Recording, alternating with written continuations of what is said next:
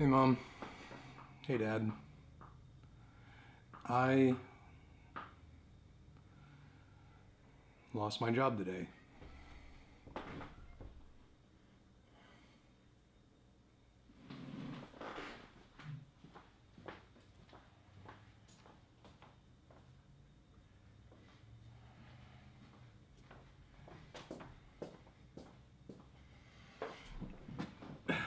It's easier to talk when holding this. Yeah. So I talked to you guys and went to Nashville last week. Today is Monday, February 6th. Went to Nashville 2 weeks ago, or a week ago now, 2 weeks ago, and flew up there for work for the week. It was a Tuesday through Friday event put on by the lead head company I work for. And came back Tuesday through Friday. I was there. Came back Monday work, Tuesday work, and then Tuesday afternoon I got a cough, pretty heavy cough, but it wasn't too often. I coughed like once an hour from noon to 6 and before I left work.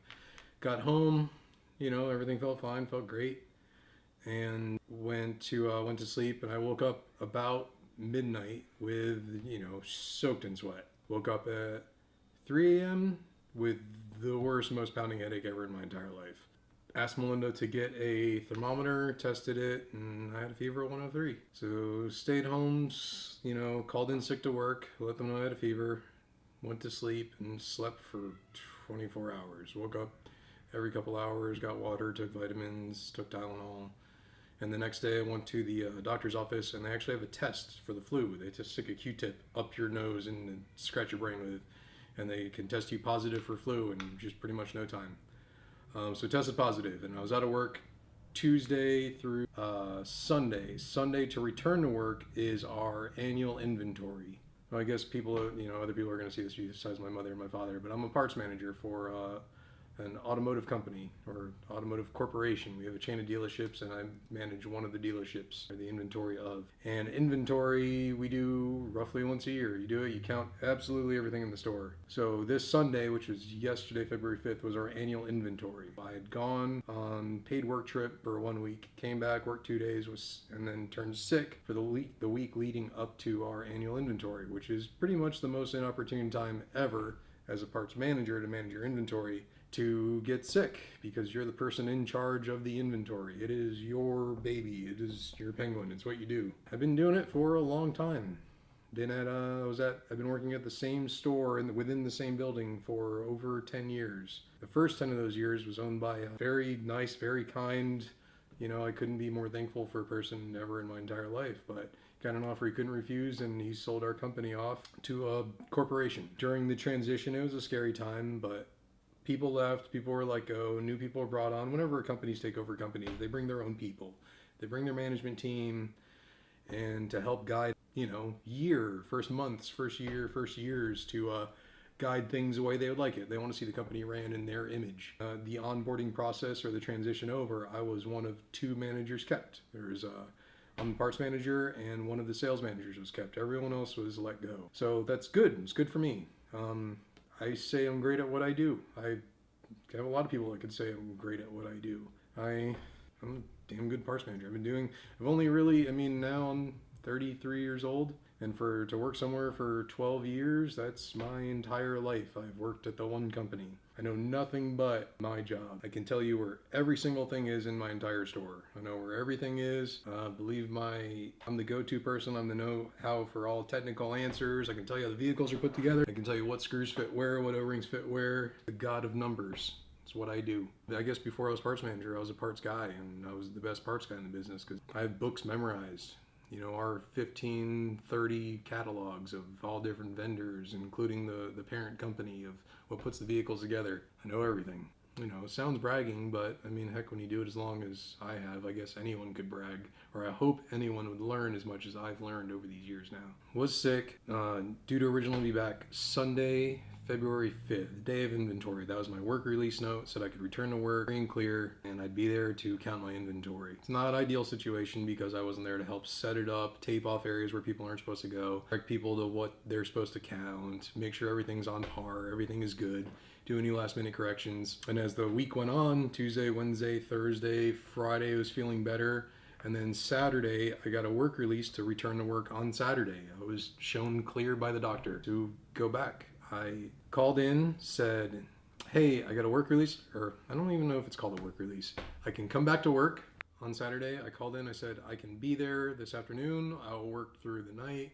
I'll help set up, I'll help finish, I'll get everything buttery smooth. Inventory will happen in no time, very few hours, and it'll be spot on. Strive to think that as long as I've been doing inventories under the one computer system for as long as I've done it, I've never had an inventory worse than, say, a 5% discrepancy over, usually it's gone from as small as a couple $100,000 up to $500,000.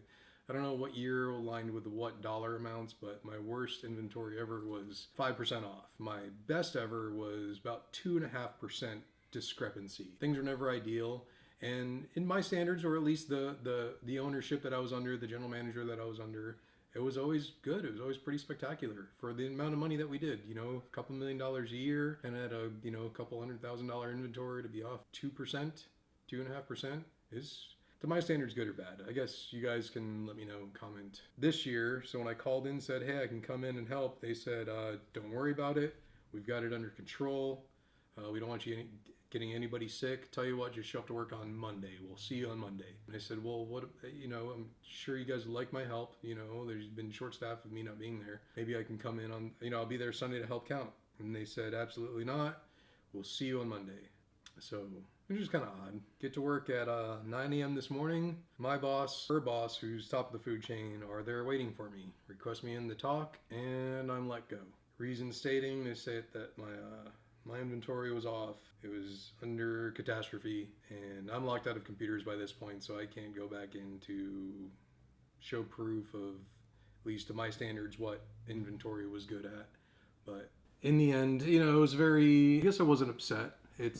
In a way, it's kind of freeing. I've worked in the same building for 12 years. A lot of the same crowd. There's a handful of us left, maybe 5 to 7 people that have been there close to 10 years.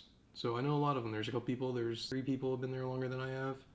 It's disappointing, but I'm not mad. It's kind of aggravating that the terms and conditions they blindsided me. So 2 ways they blindsided me. The reasons for release. My managerial skills and implementations are not aligned with company ideals. That's pretty much a verbatim quote. So meaning, they don't like the way I run things. They don't like the way I do things. They think that I take too much upon myself to do at the job, at the position, at the dealership. I do too much on my own and don't disperse enough duties and tasks to my employees, which I guess they're right, but I do take a lot onto myself, but it's before the takeover of the corporation, I was top of the food chain, or a general manager. He kind of just let me do my own thing, but I always ran it the way that I wanted to, and so basically I've only ever done it the one way, and it's worked fine for me thus far. I've ran a very successful dealership, or a very successful department. And then to their company motto, or their statement, was that they expect a 100%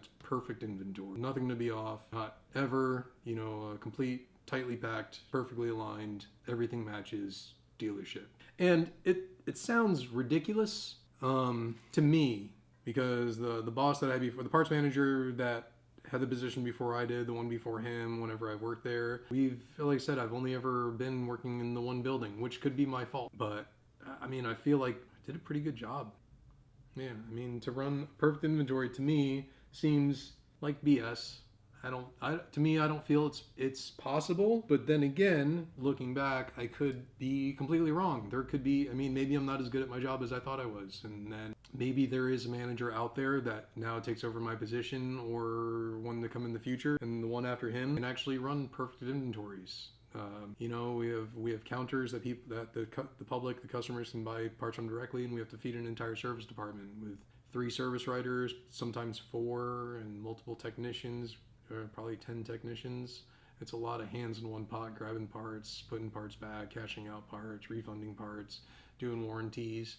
And things happen. So, like I said, in my ideas, I can run a near perfect inventory, but I can't be perfect. Not claiming to be perfect, I'm claiming to be good or great. And the two killers. So, let go for my managerial implementations don't align with company ideals, and I didn't run a perfect 0% discrepancy inventory. Both are, I guess, fireable offenses, or, to be let go. But what kills me is that the company took over in November 2015, December 2015, and I've had basically the same bosses. I've had the same top of the line boss since, and received a new direct boss last year, I don't know, maybe 9 months ago. And they tell me these are my offenses, but what kills me personally is that I've never been sat down, never been talked to, never said, you do too much work on your own. I've never been commended for it. I've never been thanked for anything. I guess, now looking back, I guess I never asked how am I doing, which is bad and good, but I've never had anyone to report to, so I've never had to ask if I'm doing good or bad. I always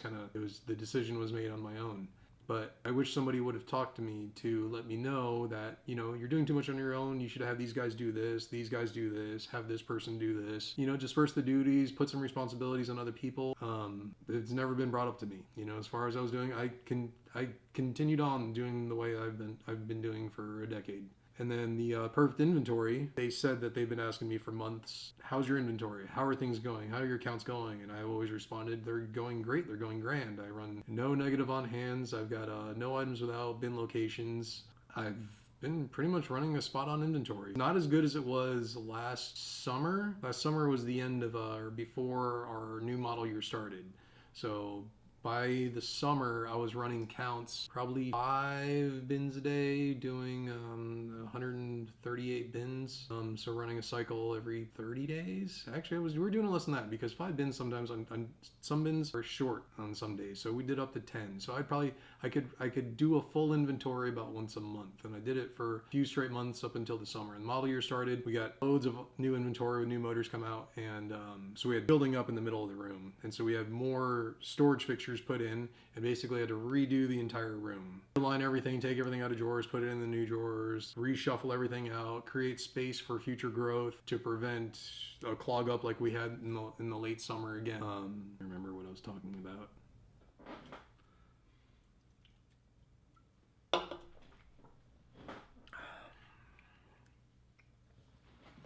Guess I could clean the table before I did this.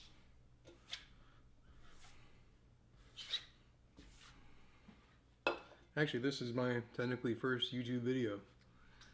Don't know when this is going to air, but I guess I'm learning now what it's like to fight the sunlight.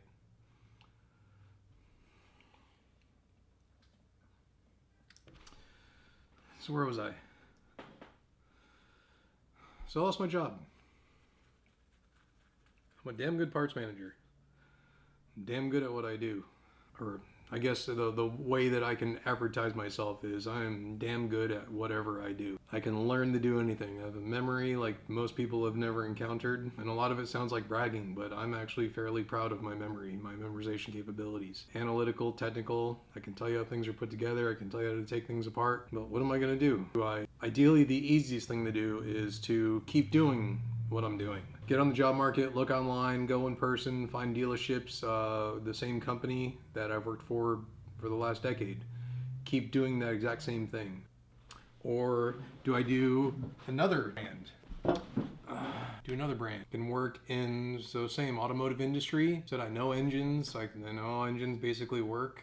It would be kind of exciting to learn something new. I've only ever done the one job. Not to say that I can't. I'm pinholing myself into the one thing, but maybe I should try something else. So option 1, keep doing what I'm doing. Option 2, do what I'm doing under a different brand to learn something new, expand out. I guess no matter what, it would be expanding out to work just period in a different building. It'd be nice to do new things. Or option 3, because I have run a parts department for so long, apply for a warehousing job. I can run inventories. I can do computers. Computers are no problem for me to learn. I can know when supplies are low. I know how to order. I've done purchasing. I've done payrolls. I've done scheduling. I've done shipping and receiving. I've done all of it. I can do all of it. Like I said before, I'm damn good at what I do. You can learn a lot about doing this. There's this shadow here, not here. and keep my face right in place.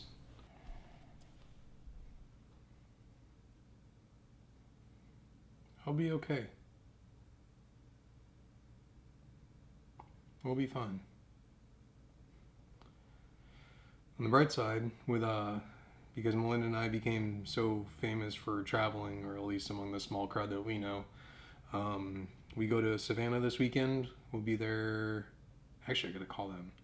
We're going to Savannah this weekend, and then after that, we have no trips planned until we come to Korea to see you guys, Seoul, South Korea. And then in June, we're going to Colorado, going to the Pikes Peak International Hill Climb. And luckily, Savannah, Korea, and Colorado are already booked and paid. So that's actually one thing I'm good and adamant about, is booking vacations well in advance. So now we at least have those covered, and we're good to go on those. I'm going to stay back in the sun. It's a very small window of sun.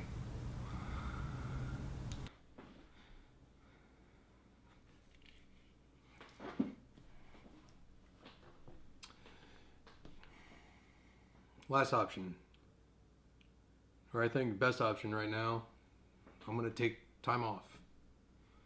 A month, maybe two. Luckily, Melinda and I are in positions well enough where we can, I mean, obviously it's not ideal because we're not putting in nearly as much money as we were before, but I can take time off, relax, get my head straight, consider it. Because right now, basically, I think Melinda feels it a little bit. You get kind of frantic, you get kind of anxious. You'll start grabbing at things that, in the end you could regret. So if I took time off, I could clear my head, whittle down what I'm looking for, because right now I don't even know what I'm looking for. So my thought is to go camping. Take off, maybe take Melinda's car. She's got a little mini compact SUV. And go on a cross-country or who knows, southeast camping tour. Load in tents, sleeping bags, bring all my electronics to do, and this way I'll be free and clear to hunt for jobs. I can do photography and videography. Hopefully this is my first video, or maybe my second by the time I post this. But I can perfect my photography skills. Basically, it'll be it's the kind of a dream that every adult has. They wish they had time off to do the things they wanted to, and I finally be one of those people. For a month, I can do it. It's not that bad.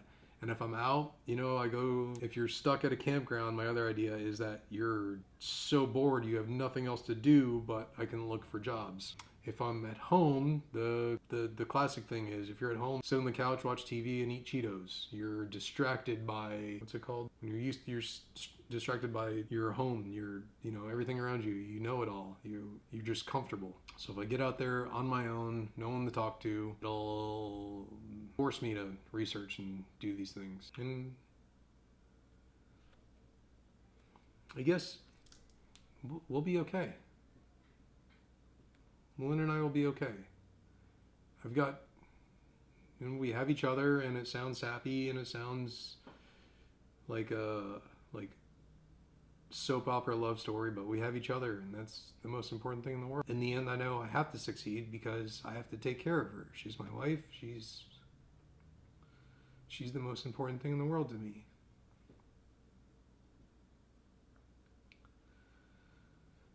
She's the only thing I care about. So we'll be okay. She's kind of stressed at the moment because it, cuts into our, I think we've told you guys this before, but we're trying to get pregnant. We're getting to the age now where both of us ran past our life plans and having children. We're now years past of where both of us, when our younger years, would have liked to have children. So now we're running out of time. Not exactly running out of time, but we're cutting it close. And so it hurts that. I think that's what bothers Melinda the most. I think she knows that I'll be successful in whatever I do.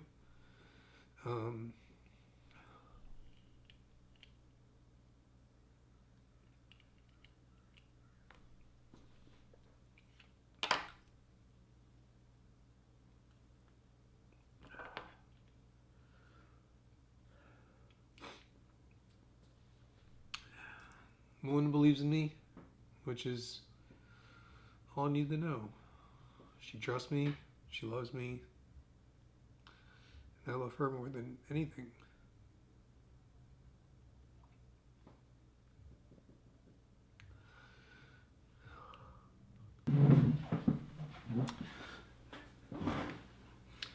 So, I'm going to be okay. We're going to be okay. We're still young. I still have years in front of me. I've got a hell of a skill set. And I'm just gonna take my time. Maybe now I'll get to actually look for something I want to do. Maybe I'll find something I want to do. Maybe I'll find something I'm better at. Who knows? I only know the one thing. I've done it 1/3 of my life. So for the next month, 2 months, 3 months, I won't buy any more toys. Can't go out to eat anymore. Can't buy any more toys. Got to concentrate on excelling in life. So that's it. Mom and Dad, I don't know when you're gonna watch this video, but I'll be expecting your call, I guess, or you'll probably call me before you even finish watching it. How's it look? I feel like I keep looking out the window. I'm not used to looking at a camera lens. I don't know what I'm supposed to... I mean, it is easier if I wear these. Then I can look out the window while keeping my head straight. Maybe that's why Casey Neistat... I mean, he does. That's why he does do it, but he's got a screen on his camera. I can't see myself. How does it look when I talk and look out the window? Do I look longingly?